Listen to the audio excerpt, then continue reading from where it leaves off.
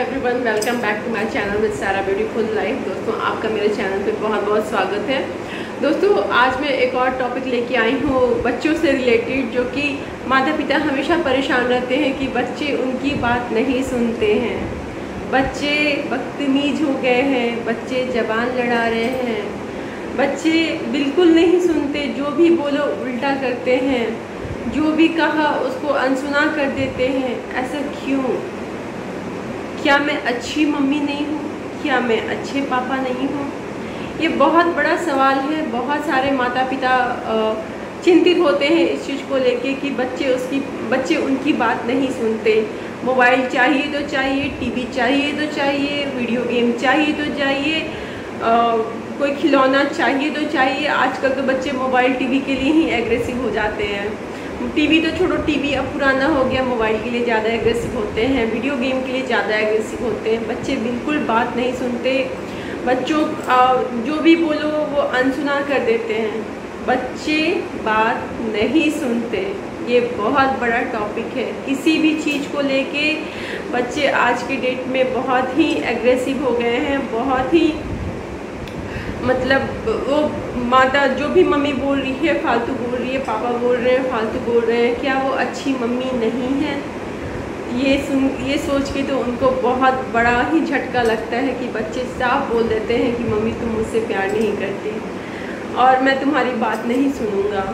तो ये सब चीज़ें क्यों आता है बच्चों में, कैसे आता है बच्चों में, वो सब मैं आपके साथ डिस्कस करना चाहूँगी। स्टेप बाय स्टेप डिस्कस करूँगी, जिससे आप समझ सकें कि बच्चों में ऐसी चीज़ें क्यों आई हैं। आज की जनरेशन में ज़्यादा है, ना कि हमारे जनरेशन में था और पीछे के जनरेशन में था। बच्चे बिल्कुल बात नहीं सुनते, उन्हें कैसे अपने अकॉर्डिंग लाना है, कैसे उनको अपनी बातें बतानी है ताकि बच्चा फॉलो करे। बच्चा न्यूट्रिशन फूड नहीं खाता, बच्चे को चाहिए खाने में भी 4 वैरायटी चाहिए, उन्हें जंक फूड ज़्यादा खाना पसंद है, बच्चे को अपनी मर्जी के करना ज़्यादा पसंद है। तो ये सब चीज़ें क्यों है जो कि उसके लिए तो नुकसानदायक है और ऐसा नहीं करना चाहिए। तो चलो दोस्तों, मैं आगे एक स्टेप बाय स्टेप इस चीज़ को डिस्कस करूँगी, आपका समय न व्यर्थ करते हुए। तो पहली बात, आज के डेट में जो एग्रेसिव का कारण है फ़ोन, मोबाइल, इन्वायरमेंट। घर में 4 लोग हैं, 5 लोग हैं, मम्मी है, पापा है, दादा दादी, जो भी है। जॉइंट फैमिली है तो सारे हैं, सिंगल न्यूक्लियर फैमिली है तो मम्मी पापा हैं। पापा अपने लैपटॉप पे बिजी हैं, मोबाइल में बिजी हैं, वर्क में बिजी हैं, वर्क एट होम। घर पे भी आए तो ऑफिस का काम लेके आए, मोबाइल में बिजी है, बच्चे को कम अटेंशन देना। मम्मी के पास बहुत सारा काम होता है, घर का काम, घर का भी काम होता है, खाना भी बनाना होता है, साथ साथ में वो मोबाइल, थोड़ा सा टाइम मिले तो बच्चे पे ना ध्यान दे के मोबाइल पे ध्यान देना होता है, या फिर अपना पर्सनल काम होता है, व्हाटएवर। तो ये सब चीज़ें बच्चे को उनका काम तो इम्पोर्टेंट है ही, बट ये सब बच्चे कहीं ना कहीं, ये सब चीज़ें कहीं ना कहीं जाके बच्चे को इफ़ेक्ट करता है, मेंटली अफेक्ट करता है, साइकोलॉजिकली अफेक्ट करता है। तो यदि 4 लोग घर में बैठे हैं तो सभी अपने अपने मोबाइल में बिजी हैं, बच्चा अपना खेल रहा है, नहीं खेल रहा, कुछ नहीं कर रहा, सब अपने अपने इम्पोर्टेंट काम में लगे हुए हैं। तो ये सब चीज़ें भी बच्चे को इफ़ेक्ट करता है। बच्चे अपने मन के होने लगते हैं, बच्चे गुस्से में आने लगते हैं, बच्चे चिड़चिड़े हो जाते हैं और वो चाहते हैं कि यदि मम्मी पापा मोबाइल देख रहे हैं, मम्मी पापा कंप्यूटर पे काम कर रहे हैं, तो मुझे भी करना है, मुझे भी चाहिए। इसके लिए जिद कर देते हैं, उस मोबाइल लेके वीडियो गेम खेलना, अननेसेसरी वीडियो देखना, वो सारी चीज़ें स्टार्ट कर देते हैं। तो सबसे बड़ी बात है बच्चे इसका ये रीजन, इसका मतलब लास्ट है कि इसका कंक्लूजन ये है कि बच्चा मोबाइल इन्वायरमेंट में देख रहा है, अपनी तरफ अटेंशन नहीं दे पा रहा है, माँ बाप का या गार्जियंस का अटेंशन नहीं पा रहा, तो बच्चा चिड़चिड़ा होता जा रहा है। और चिड़चिड़ा होने की वजह से वो अपना डिसीजन लेने लगता है, अपने मन की करने लगता है, माँ बाप का सुनना बंद कर देता है। तो मैं उन माता पिता को बोलूँगी, फर्स्ट यदि बच्चा है तो उसको प्रॉपर अटेंशन दें, अपना काम भी इम्पॉर्टेंट है, अपना भी काम करें, लेकिन बच्चा को भी प्रॉपर अटेंशन दें। दूसरी बात, दूसरा ये चीज़ आता है, जॉइंट फैमिली में भी रहता है बच्चे, तो उसकी मन की सारी चीज़ें होती हैं, जैसे मम्मी नहीं दे पाती तो पापा दे देते हैं। पापा कुछ चीज़ के लिए जिद किया तो मम्मी नहीं देती, अरे ये चीज़ें इस बच्चे को नुकसान करेगा तो मैं क्यों दूँ। पापा बोलते हैं कि अरे यार, उनको सुबह शाम तो ऑफिस में रहते हैं, आते हैं, जिद करता है, दे देते हैं। यदि पापा नहीं दिए तो दादा दादी कोई ना कोई दे देता है, तो उसे लगता है कि अरे मेरा डिमांड तो पूरा हो ही रहा है, तो फिर मैं क्यों इनकी बातें मानूं, ये नहीं कर देंगे तो कोई और कर देगा। तो इस वजह से भी बच्चा अब जिद्दीपन करता है, इस वजह से भी बच्चा बात सुनना बंद कर देता है।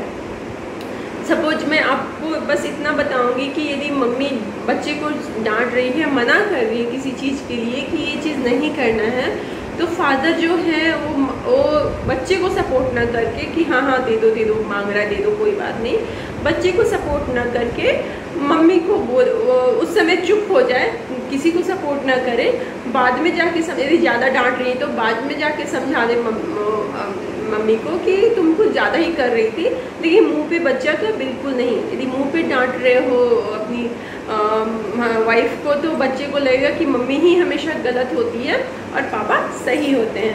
तो इससे क्या होता है कि बच्चे मम्मी का बात मानना छोड़ देते हैं, वो पापा की तरफ अटैच होते जाते हैं और गलत चीज़ों पे ज़्यादा सराह मिलने पे गलत चीज़ें को स्टेप बाय स्टेप करने लगते हैं। क्योंकि और घर पे तो मम्मियाँ रहती हैं, मम्मी देखती हैं क्या गलत है क्या सही है, पापा तो 2 घंटा सुबह 2 घंटा शाम के लिए होते हैं, तो वो उस समय का अपने काम में ही बिजी रहते हैं, तो वो नहीं देख पाते, अटेंशन नहीं दे पाते बच्चे को, तो वो बिगड़ रहा है या क्या कर रहा है, मम्मी का तो बात सुनना नहीं है, पापा अटेंशन दे नहीं रहे हैं, तो बच्चा धीरे धीरे जाके अपने मन का करना स्टार्ट कर देता है और सुनना बंद कर देता है। तो यही है कि उसके मन का, बच्चे का मन का हो, लेकिन उसको मतलब देखो जायज़ क्या है, नाजायज़ क्या है, उसको इथिकल चीज़ें समझानी है, उसको बताना है गलत क्या है सही क्या है, ये सारी चीज़ें समझानी है। बच्चे को डराना नहीं है, ये तीसरा स्टेप है, बच्चे को कभी भी चीज़ों से डराना नहीं है। ये खा लो नहीं तो पुलिस आ जाएगा, खा लो, जैसे हम मम्मियाँ डराते हैं कि खा लो नहीं तो भालू आ जाएगा, खा लो नहीं तो टाइगर आ जाएगा, ऐसे करके डरा के खिलाते हैं। ये करोगे तो वो जाके बंदर पकड़ लेगा, सपोज ऐसे करके, तो बच्चे के मन में फियर फैक्टर ख़त्म हो जाता है। उन्हें लगता है अरे तो मम्मी तो कुछ नहीं है, ऐसी डराती रहती है, कुछ होता जाता तो है नहीं। तो कभी भी बच्चों को डरा के कोई भी काम नहीं कराना चाहिए, उसे उस चीज़ को बताना चाहिए कि मोरल एथिक्स से बताना चाहिए कि ये चीज़ करोगे तो ये इसका परिणाम ये होगा। सपोज कि बच्चा यदि जंक फूड खा रहा है तो जंक फूड जंक फूड खा ले, एक टाइम दे दो खाने के लिए एक बारी, लेकिन उसके बारे में बताइए आप कि इसको खाने से क्या फ़ायदा है क्या नुकसान है, ये सारी चीज़ें आपको क्लियर करना पड़ेगा। तो इसकी वजह इससे बच्चा समझेगा कि नहीं ये चीज़ गलत है ये चीज़ सही है, उसकी ओर जाएगा बच्चा। तो उनको समझाना बहुत ज़रूरी है। और सभी माताओं के लिए मैं बोलूँगी कभी भी बच्चे पर हावी होने की कोशिश ना करें। यदि बच्चा किसी चीज़ के लिए जिद करता है मांगता है तो एट ए टाइम तो आप उसका बात मान लो, किसी भी तरह से नहीं मानने का मन भी है तो मान लो, लेकिन बाद में उसको शांति से बैठ के समझाओ, जताओ कि नहीं तुम यहाँ पे गलत हो, ये चीज़ें नहीं होनी चाहिए, यदि ये चीज़ करोगे तो इसका क्या परिणाम होगा। सपोज कई जगह ऐसा होता है कि सोसाइटी होता है, सोसाइटी में 4 बच्चे होते हैं, 4 बच्चों के पास कुछ महंगी चीज़ें होती हैं, तो वो बच्चा आके आपके घर में, अपने घर में भी आके जिद कर देता है, माँ बाप उतना अफोर्ड नहीं कर सकते, या फिर ऐसा लगता है कि मतलब ये जितनी महंगी चीज़ें दे के क्या करना है इतने छोटे बच्चे को, 4 दिन चलेगा टूट जाएगा। बिल्कुल सही बात है मेरी तरफ से। तो उसे समझाना है, स्टेप बाय स्टेप समझाना है, ना कि उसे सादा डायरेक्ट बोल देना है कि नहीं देना ये वो, ऐसे करके उसे समझाना है कि इस चीज़ का फ़ायदा क्या है, नुकसान क्या है और इसका परिणाम क्या होगा, ये चीज़ें समझाना है। और साथ में मैं यही बोलूँगी दोस्तों कि जो जैसे स्कूल में बच्चे जाते हैं, मैनर सीखते हैं, और जैसे उन्हें सिखाया जाता है कि मम्मी का हेल्प करो, मम्मी का बात सुनो, पापा का बात सुनो, तो घर पे आके वो स्कूल में कुछ बच्चे स्कूल की बात स्कूल में ही छोड़ देते हैं, घर पे आके फिर वही रंगढंग स्टार्ट कर देते हैं।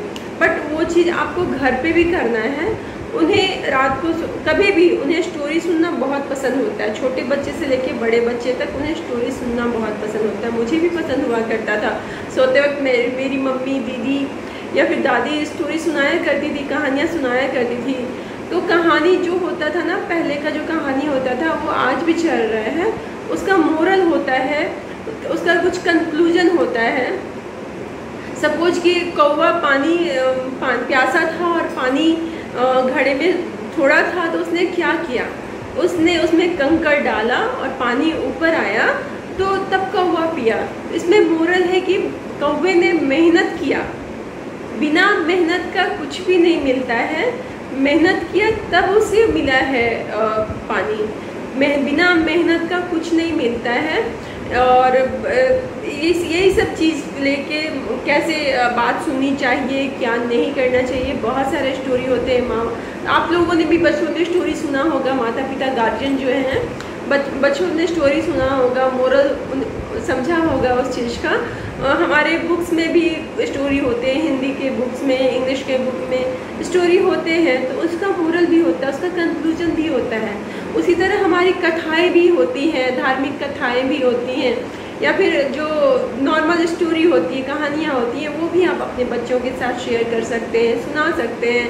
उन्हें अच्छा लगेगा, उन्हें कहानी सुनना बहुत पसंद है। उन्हें पता लगेगा क्या सही है, क्या गलत है, क्या करने से क्या होगा और क्या करने से अच्छा होगा। ये सारी चीज़ें उन्हें बतानी है, नए जनरेशन के अकॉर्डिंग ही कहानी सुनानी है।